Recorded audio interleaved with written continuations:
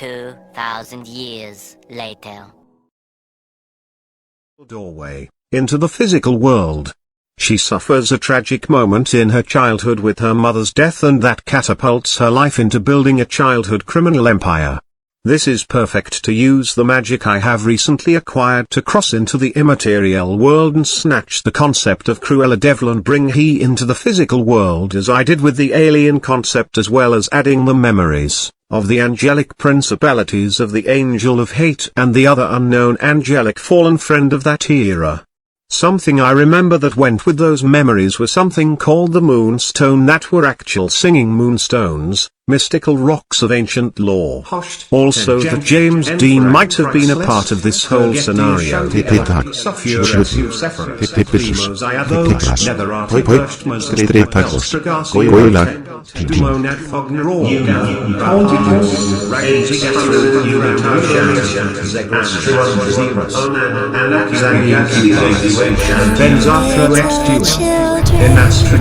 take thee away into a land of enchantment.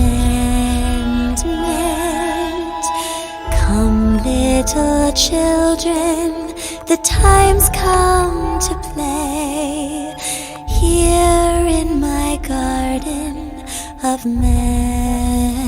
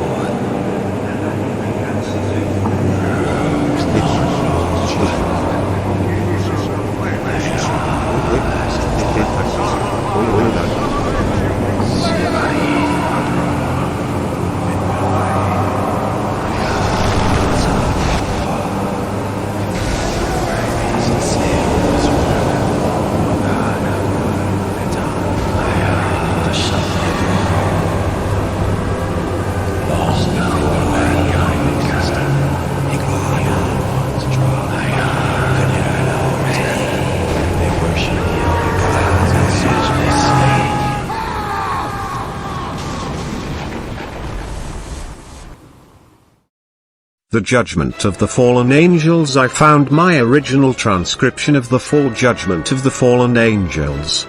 This chapter no longer exists and was erased from history by a pope in the 15th century, claiming it promoted Satanism and demon worshipping. What they did was erase details of the deceivers that conveniently worked in their favor. They see themselves as better than their own brethren and see their own blood and brothers as collateral damage without consideration. So here you go. Fuck me? Yeah, well, fuck you too. From me to them, and about as innocent as it gets when being given a gift from a demon. I think I'm going to begin referring to the two different groups of angels that get confused here by different references. This is the judgment against the rebel angels that were cast down after the rebellion in heaven. The other ones were the fallen angels defeated at the end of the war in heaven. The difference between the two is that the rebel angels were 7 in number and they led a rebellion against God, but that was it. Nothing more than what happens nowadays here that's equivalent to a protest rally. No serious injuries, I don't think, just a lot of hurt feelings. The fallen Ones however were numbered at 9, so I understand it, but I've also heard that there were as many as 22 to 72 angels judged and cast down into the infernal realm as generals and leaders of the warring angels, and eventually sealed by the seals of Solomon after a joint battle with Moses and Noah against the armies of the Nephilim giant King Og and their warring factions of fallen angel forefathers who were later referred to as the primordial titans, and Moses, Noah and Solomon were later referred to as Zeus, Poseidon and Hades. In the end the three battled against the armies of the Nephilim giants, defeating King Og in the hills of Golgotha, giving it the namesake it bears, in an ambush that led the armies of the giants into the fields of Tel Megiddo, where they began to retreat south into Israel. Once they had entered the Valley of Shadows, the armies of Solomon, Moses and Noah closed in and sealed the giants within the valley and fell the giants and defeated the Nephilim king there upon the hill that they say was strewn with so many bodies that they just piled them in large mounds after the battle was finished and burned them, hence the name it was given, the Mountain of Bones. Now, this battle is hard to find conclusive evidence for, considering that for one it was a battle of heavenly forces as well as mortal forces against the invading armies of the giants, who were bred and designed by the fallen angels specifically to make war against the walls of heaven itself, hence their giant stature and strength. By heavenly accounts it was a war between the sons of God and the forces of darkness, which were led by Michael, or the risen spirit of Abel, against the darkness that dwelled within Cain when he murdered his brother, which was Satan. Let me explain. Why does everyone think Uriel is an archangel when he was cast down with Lucifer and the other fallen angels to usher those who die to the appointed place until judgment? The fallen angels who the Lord knew were innocent in their hearts of the sins they had been accused of, and that the dragon had used them, so thus he did not destroy them, but instead cast them down to earth. Those fallen angels, 7 were they in number, were Lucifer, Uriel, Azazel, Asmodeus, Bartholomew or Simeon, Samael and Malach. The 9 archangels who remained loyal to God and stood against the rebel angels were David, Michael, Gabriel, Daniel, Nathaniel, Joshua, Josiah, Benjamin and Marcus. These 7 angels were cast out of heaven to earth and given dominion over the earth and ordered to maintain the balance of the earth by the keys of dominion given to them. Uriel was given the keys of life and commanded to wander between the mortal realm and the place prepared for man until their judgment, to usher the dead to their place until that appointed time. Lucifer was given the keys of death and hell and was sent to oversee the realm of perdition made for punishment of those who had sinned in the eyes of the Lord, until the day the Son will come to retrieve the keys of life and death, as is foretold in the prophecy of the Messiah, who will come and sacrifice himself for the sins of man, and he shall separate the evil from the just like wheat from chaff, and lead the righteous from perdition to the kingdom of his Father. That is the appointed time when Lucifer and Uriel will relinquish their keys of life and death, but the keys of hell shall remain with Lucifer to continue his dominion over hell. Samael was given the key of the dominion over the spirit, and he was to comfort the souls of the dead and prepare them while they awaited judgment in the place prepared for them. Azazel was given the keys over the dominion of purgatory and was to show the way to those who had become lost in life and no longer can find hope. He shall be like a shepherd to lost souls.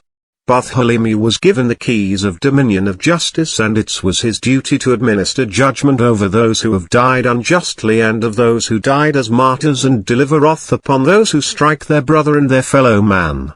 Asmodeus was given the keys of dominion over sin and was allowed to see the weaknesses in a man's heart, and was to show him the errors of his ways and the details of sin, so that he may find the wisdom in them and thus know the value of a righteous life. And he was to work with Malach, who was given the keys of dominion over virtue and righteousness, and he was to show mankind the ways of righteousness, and was given the ability to see into the hearts of man as well, to see their purity and strengths and show them the value of living a righteous life. These 2 keys of sin and virtue shall build upon man's wisdom, and through them they shall become enlightened from generation to generation, for this is the gift of free will that God bestowed man, to know right from wrong, evil from good, and make their decision based upon the wisdom learned from therein. And the Lord gave the knowledge of the keys to Lucifer and placed him as the keeper of the keys to distribute to the other angels before taking dominion over perdition, and told him that though they are given this duty they cannot take physical form or appear before man on the mortal world. And this was to be their dominion until the end of days, when all of man shall be called forth for the final judgment. And so the light of God ascended back into heaven, and the fallen angels took dominion over the earth. So how sound of a mind do I have? How much of a grip on reality do I truly possess? Here let me display this by detaching myself from this path I am called to for a moment and speak on current world cultures. Something of my surrounding reality. Because you lived a sheltered childhood which led to a breach of what you perceived as confinement of your will. This led to outbursts of behavior, the desire to challenge all forms of authority and boundaries, which led you to becoming accepted and seen as associated to taboo subjects and lifestyles. Judging by your choice of rebellion, I would say you were a Generation X or even Gen Y adolescent, placing your 12 to 21 years of age to have been around the late 90s to 2008 range, when that subject was accepted as rebellious and cool, but you did not actually adapt this image you project, because those who did used certain catchphrases to display their associated connection with it, such as seance or ritual practice or reading. What you described was hollow of any association, meaning you, most likely, are a younger generation, with my final judgment of you being a part of this cancel culture they talk about that trolls for people they can lure into triggering their emo so they can rant and insult them, then stab them in the back by rallying others behind their back, and then retuning with their support for destroying any positive aspects you realize you can affect, and begin using your allied tools to demoralize, belittle and emotionally traumatize your target, ultimately achieving your entitled culture's descriptive moniker of cancelling or demonizing everything about them. Did I get that right, or am I too old and need another updated version? Okay, so until Jehovah's Codex is gathered so I can extract its message descriptions, we'll work off of the James Webb Telescope's data to begin piecing together what we can hear. This path of knowledge will open many doors and solve many questions, as well as lead to the solutions to many other issues, some that haven't even been realized as problems yet. So, gathering what I have of what they are willing to release to the public, we have an estimation of their approximate depth of how far back they can see into the formation of the universe, being at 256 million years after the Big Bang event. Now, if I am correct, this should be close enough to get an image of two of the aspects of the Trinity just before we went to slumber within the center of the dual binary star system at that point in time, which should be located in this rough drafted basic formation of space at that time, as we would have been located about here. Now, another thing that I think humanity needs to overcome is the estimation of time that I use in my calculations as compared to theirs, so that they can begin staying in sync with the explanations and descriptions from an observance perspective. Now, time, once you leave the rotation and set method of your daily routine functions that are set by the speed in which Earth rotates around the Sun, well, without that, time basically loses all definition and direct effect over you. For time is measured and set into definition by this factor. In deep space, however, time is irrelevant by those standards. Without time, distance, speed and the increase or decrease of inertia to an object's momentum loses all definition as well. Without a set boundary in which time is measured by, all our laws of physics fail to maintain the status quo.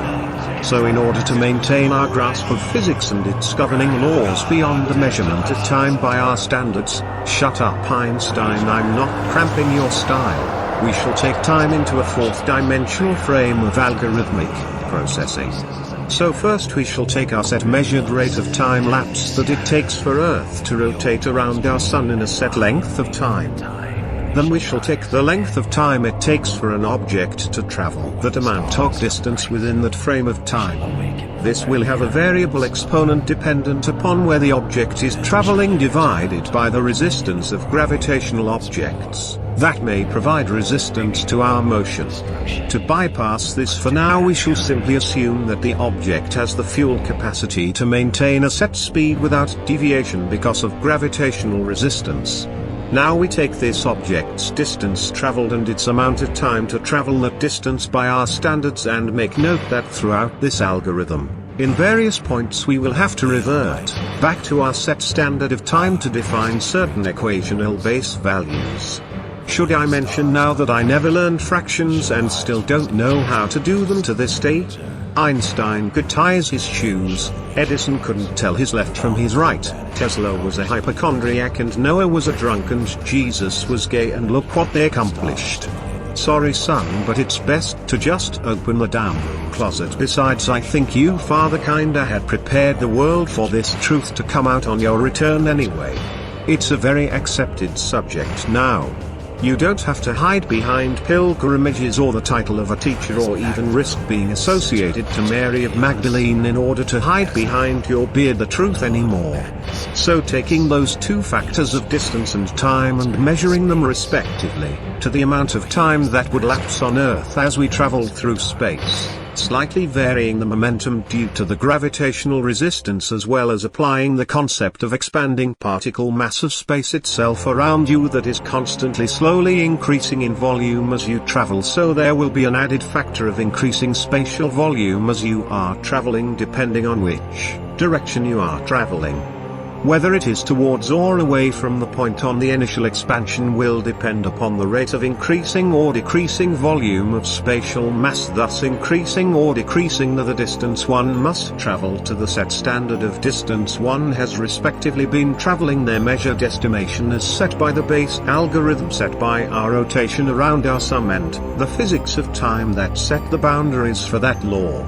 Using this basic algorithmic model, one can accurately measure the length of time that elapses once we are no longer bound to the laws of our innate standards of time based from an Earth-based perspective. Using this model of calculation, you will discover that there is a dynamically larger amount of time that has elapsed since the beginning of existence, and the dynamic increase of time could only be made possible by the existence of universal formations and collapses and redistribution of particle matter into new laws of physics set not by our basis of fundamental understandings of physics, but by laws governed by subspatial foundations within the four particle fields that have developed so far, and that each layer and governing particle fields are in fact the remnants of particle mass formation from those collapsed universes that have interwoven and set themselves as the foundations of the subspatial particle fields of each one, interwoven together to create the very fabrics of reality in which solid matter exists within.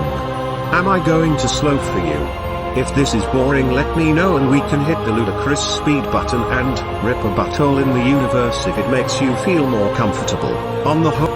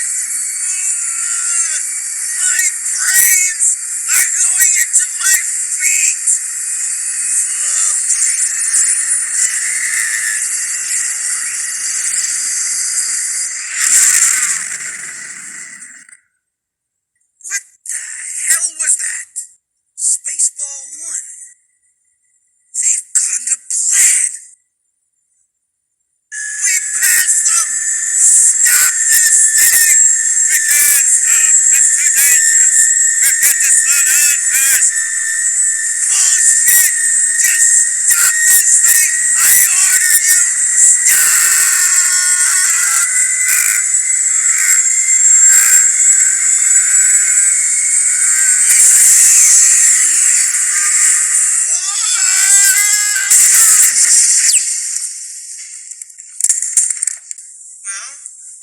Are we stopped? We're stopped, sir.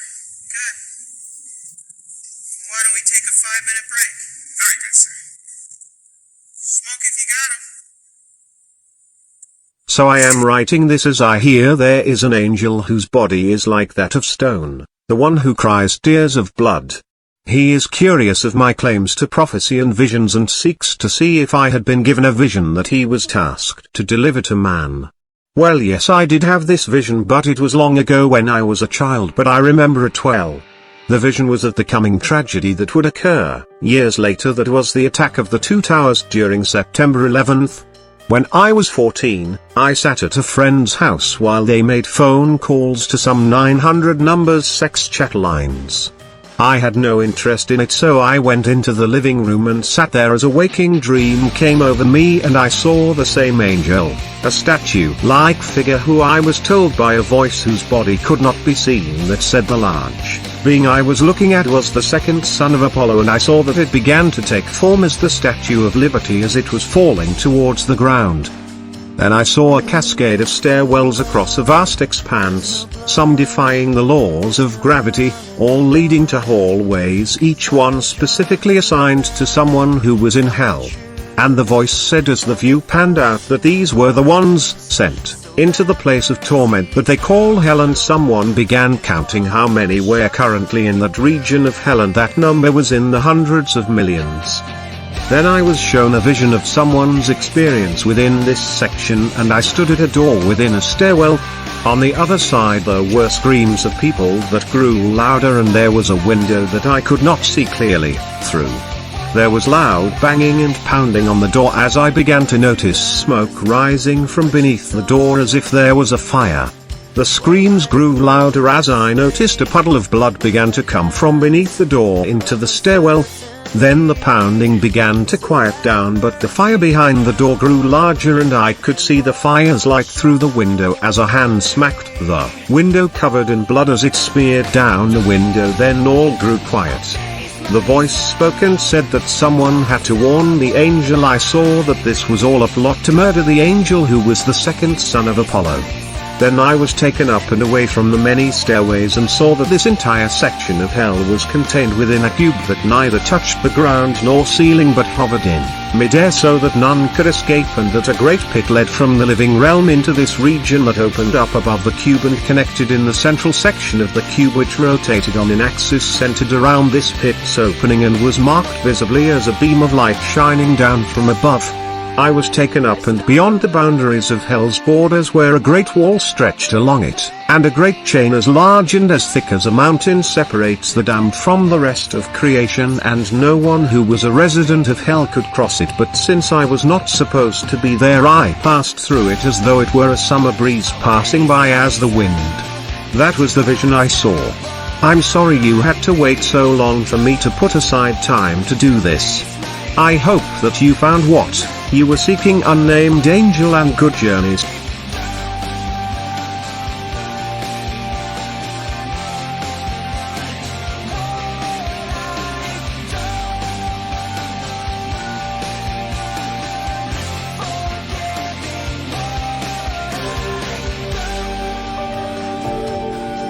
A tree that stands alone in a field is stronger than a tree that stands in a forest, because the solitary tree has to develop deeper roots to support itself. When life's hard winds blow, for all of those who want to give up, don't give up now. You're closer than you think. You have to fight alone, and this is how you become stronger every day. You are alone, and that's a fact. Fight for your dreams, for your life, and for who you aspire to be. Learn, grow, share, and meet people, but always push yourself.